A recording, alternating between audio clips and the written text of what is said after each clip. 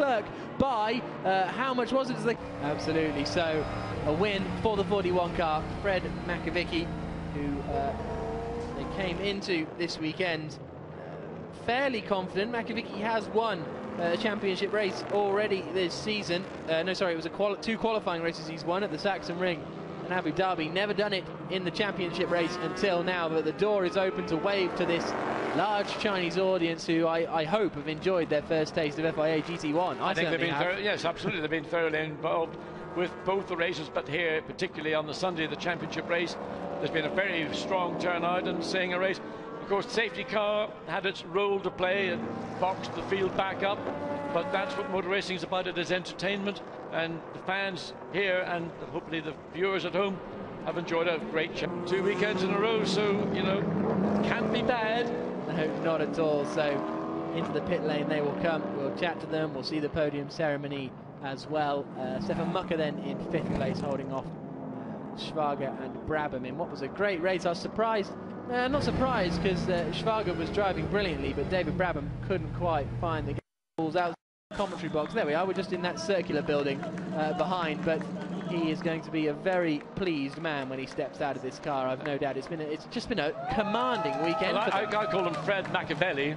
Yeah. Well, there's nothing Machiavelli about that drive. Fred Makovic has done a great job complementing Maxime Martin's opening stint and pole position, and then of course the pole position for the championship race based on winning the qualifying race. And again, a mind of joy. Look at Clivia Piccioni and Steph Dusseldorp. They're very pleased indeed to get that Hexus Aston Martin back onto the podium, no doubt in part due to the brilliant work by the team in the pit stop. Now here's a look at the championship. 11 points now, the gap at the top. Crum and Basseng, Hohenadel and Pacini remain in 3rd place, but they pick up a few more points to start to put the pressure on, really. Winkelhock and Basseng going into the final 2 rounds of the season. And you can see there Stefan Mucker and Darren Turner still in 4th place, but they are only a couple of points ahead now of Maxime Martin. Steph Dusseldorf and Clivia Piccioni moving up into 6th place after their convincing victory. Dominic Schwager and Nicky Passarelli dropping down a little bit, as well do David Brabham and Jamie Campbell-Walter, who I think will be a little bit disappointed. JR Motorsports then lead the championship, only 5 points clear of Hex's AMR, who have really built their championship on consistency. Alinkle.com down to 3rd. Yeah, they're the big loser here this weekend, and they had so many other problems aside from the performance on the track. So great job. So let's hear to our winners. Maxime Martin and Fred Makovic are down with Hayley Coxon. Congratulations, Fred. Finally, you've won the championship race. Yeah, it's sure. It's fantastic for us, for the team. Everybody do a really good job, and it was really good for us, because after this season, it's good. Max, you can't fault the Ford GT here, can you? No, just we did the perfect weekend with the pole and 2 victories. So no, it's great for the team, and they did really good pit stop. Everything was great, so it's good, fantastic. Thank you. Great to hear from our winners, but I think the biggest thing we saw from that championship graphic is how close everything has become at the top of the standings. So the 41 marked VDS Racing Team car, Maxime Martin and Frédéric Makovic taking the victory this weekend, only just ahead of Peter Dumbreck along with Richard Westbrook, and he is down in the pit lane with Hayley. Congratulations, Peter, another podium finish. Yeah, I mean, it's really good to do it in the championship race. You know, it's been a long time coming, and we've had a lot of bad luck, and hopefully it's all set now and we are 2nd place. But this man did the start of the work, and 2 safety cars, so it was difficult to make sure the gap stayed behind, but the Ford just had the legs on us today, I think. Congratulations, Richard. Do you think the Ford GT really did have an impact on that? Yeah, what? The pit lane incident? Yeah, the blocking in the pit lane. Yeah, it was unfortunate, but, we needed a bit of luck to beat the Ford, and, that's GT1 racing. It's only an hour race, and sometimes you can do it in the pit stops, and that was our chance today. But it didn't happen, and we'll try and do it in Beijing, but we're just so happy to get some decent points. We haven't been on the podium since Algarve, so it's been like I said yesterday, a long time coming, but we're just going to enjoy tonight now. Thank you. That's a very good memory from Richard Westbrook. They won the qualifying race at Algarve and took 2 second places in the qualifying and championship races in Abu Dhabi. But as he says, since then, not a hint of a podium. But then 2 this weekend, they're going to be hoping this will kick-start their final leg of the season, which sees us go to Beijing next weekend, and then Argentina later on in the year. Let's hear from our third-place men, Clivio Piccioni and Christian Hohenadel. Congratulations, Clivio. Podium finish for the team. Yeah, it's a great thing. I mean, it's been a long time for us since we're not on podium. I think the team did a great job. It was not our best track, we think, but the car handled really well, and I'm really pleased for all the team and for the championship, of course. Steph, congratulations. Certainly looking promising now for Beijing. Yeah, this is a good start on our China trip. Of course, Beijing will be a little bit more difficult, but yeah, we have the pace now, and we hope to score as many points as possible in the next races. Thank you. That, of course, was Steph Dusseldorp, who partnered Clivio Piccioni, not Hohenadel, as I said. Getting my Piccionis and Piccinis in a bit of a muddle. But, well, it's good news for everyone. Good news for China as well, that they all came out and enjoyed it.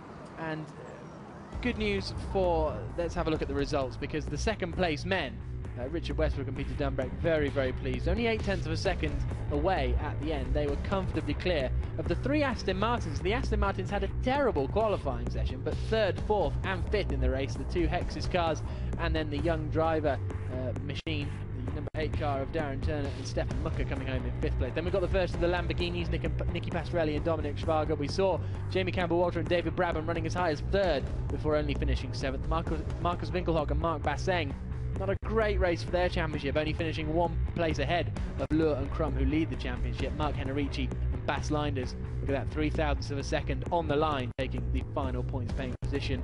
Ho Pin Tung and Jerome Denber making it to the end of the race. The first of the 2 new Lamborghinis was Jonathan Kennard and Christopher Brook. They finished in 13th place ahead of Thomas Enger and Alex Muller. I can't help but think that car still wasn't quite right. Benjamin Laumberger and Michael Lauck in 15th place. Sergio Jimenez and Michael Rossi, after Rossi had a little spin towards the end, in 16th. Christopher Nygaard had to retire after a little spin, and Nicky Katzberg put it in the gravel fairly early on. So the fans head home, back to Ordos City. The marshals too appeared to be in a digger, so they're getting a lift home, quite literally. Whatever means necessary. The race has now completed as the digger drives them up against the flow of traffic, and there we see one of the viaducts that carry many of the high-speed trains that service this part of Inner Mongolia. It is a massive development, not even redevelopment, development of this region.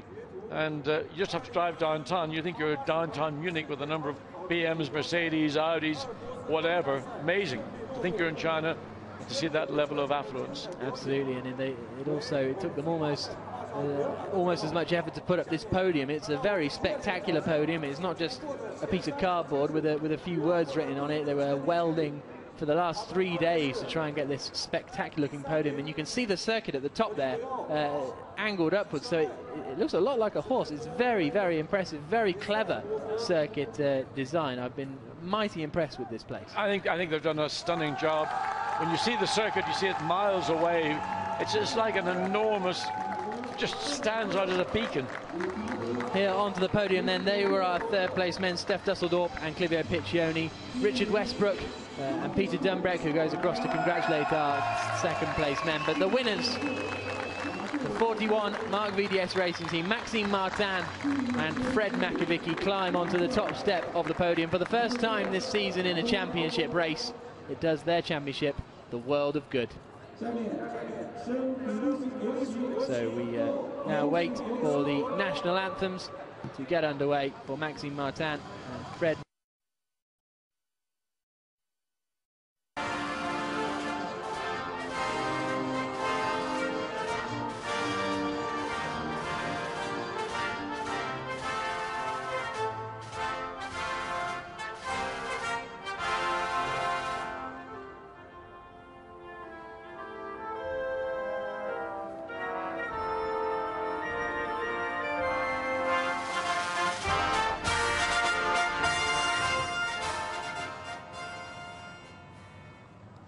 So the Belgian team, fielding a Belgian driver and a French driver, takes the victory. And our 3rd place trophy is being presented by Mr. Wesley Wan, who is the Vice President of the GT Commission of the FIA.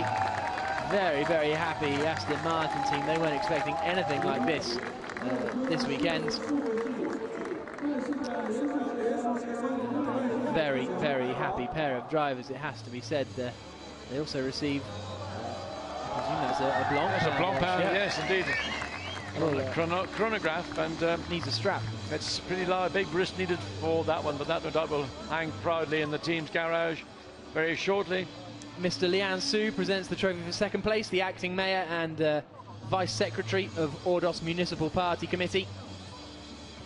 They received their trophies, and it's a very, very pleased Richard Westbrook, and he's going to, I thought he was going to try and hold them both up. There we go. Good work, Westbrook. Very pleased to be second place, a great performance, but the best performance of all has to be our two winning drivers, Mr. Yu Zaiqing, the Vice Director of the General Admission of Sport of China and the Vice President of the International Olympic Committee, hands the trophies over, and magnificent trophies for a magnificent race weekend and a magnificent performance by the Mark VDS Racing team. Mark Henerici and Bas Linders gave us excitement as well, never were quite up the front even though they possibly had the pace to be. And there is Count van der Straten, the owner of the team, a stalwart supporter of motorsport. His family has been so over many decades, and very proudly indeed holding high the trophy, and no doubt celebrating tonight. Absolutely, I can imagine that will be a very, very happy team. And it's been a very, very happy debut in China for the FIA GT1 Championship. Round 8 brought us some excitement, and now it brings us the champagne. Let's hope they don't spray those amazingly dressed girls in their traditional Mongolian costumes. They've managed to get away unsprayed, and it's the usual battle between the three driver pairings on the podium to see who can get the wettest. And I think it was probably the winners who win that competition as well. So, as I say, an excellent race, an excellent time we've had in Ordos. The FIA GT1 Championship back out next weekend in Beijing, but it's the win for the 41 car. Maxime Martin and Frédéric Makavicki really have been the class of the field this weekend in Ordos, and it does their championship no harm at all. 16 finishers out of the 18 that started. As I say, Nicky Katzberg spun off, and Christopher Nygaard, I presume, got damaged. There's a very happy Laurence, the team manager of Belgium Racing, but of course Belgium Racing and Mark VDS all kind of working together. They work together, and they cross-reference information and help each other. So it's a great day for Belgian Racing, be it the VDS team, the winning team, or the Belgian Racing team. It's all one family. Great day for Belgian Racing, and a great day for racing in China as well. The fans have enjoyed it, so let's have a little look back at the best parts of today's race. It was our winners who started on pole position, just held it off into the first corner. Jamie Campbell-Walter made it up into third place. Nicky Katzberg was involved as well, but then spun out just up towards turn 7, which obviously put him back down the order, and it meant we had to have the safety car come out. Yes, that was a no-brainer. The car had to be removed safely. The race got underway. Then we saw this incident up at turn 9 and 10. And there's, well, there was contact. Was that the cause or the consequence of the spin of the Belgian Racing Ford? Good pit stop by the lead car, got Fred Makavicki into it, and he continued doing the good work, as we see Peter Dumbreck getting into the second Nissan.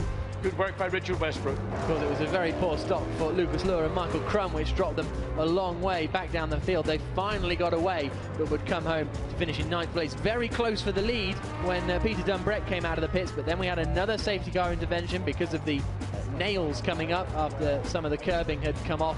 That was dealt with fairly quickly, almost as quickly as the 41 car dealt with this race, taking the victory ahead of Peter Dumbreck and Richard Westbrook, with Clivio Piccioni in third alongside Steph Dusseldorf. Well, FIA GT1's first visit to China. It's been a pleasure to be here. My name's Jack Nichols. I've been alongside John Watson. Thanks to Hayley Coxon, and thank you for watching.